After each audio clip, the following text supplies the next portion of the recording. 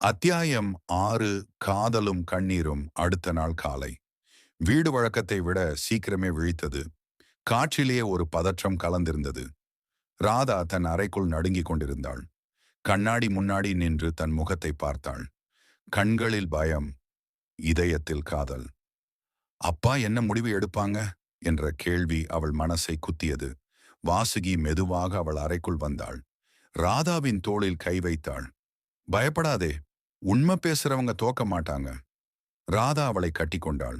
அக்கா, நீ இல்லைன்னா நான் இதை சொல்லவே முடியாது. மதியம் நெருங்கியது. ஹால்ல அருணாச்சலம் நாற்காலியில் உட்கார்ந்திருந்தார்.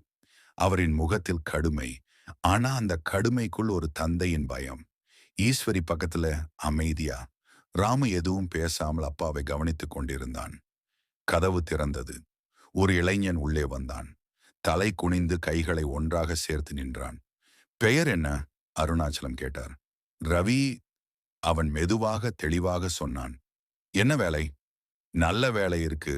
ராதாவை மரியாதையோட உயிரா பார்த்துக்குவேன்.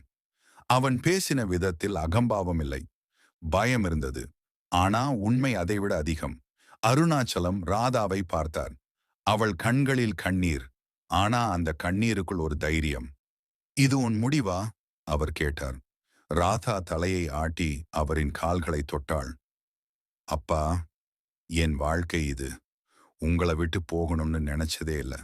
அந்த வார்த்தைகள் ஈஸ்வரியின் கண்களை ஈரமாக்கியது. அருணாச்சலம் நீண்ட மூச்சு விட்டார். கண்களை மூடிக்கொண்டார். காதல் தப்பு இல்ல, ஆனா பொறுப்பு இல்லாத காதல் தான் தப்பு. ரவி அமைதியாக கேட்டுக்கொண்டிருந்தான். ராதாவை அழ வைக்காதே. இந்த வீட்டுக்கு அவமானம் வர வைக்காதே. அருணாச்சலம் சொன்னார். ரவி முன்னால் வந்து அருணாச்சலத்தின் கால்களை தொட்டான். என் உயிர் போனாலும் அவளை கஷ்டப்படுத்த மாட்டேன். அந்த நிமிடம் அருணாச்சலத்தின் கடுமை மெதுவாக கரைந்தது. சரி, அவர் சொன்ன அந்த ஒரு வார்த்தை ராதாவின் வாழ்க்கையை மாற்றியது. ஈஸ்வரி ராதாவை கட்டிக்கொண்டாள். நீ சந்தோஷமா இருந்தா போதும். வாசுகி அந்த காட்சியை பார்த்து கொண்டிருந்தாள். கண்களில் கண்ணீர், உள்ளத்தில் நிம்மதி.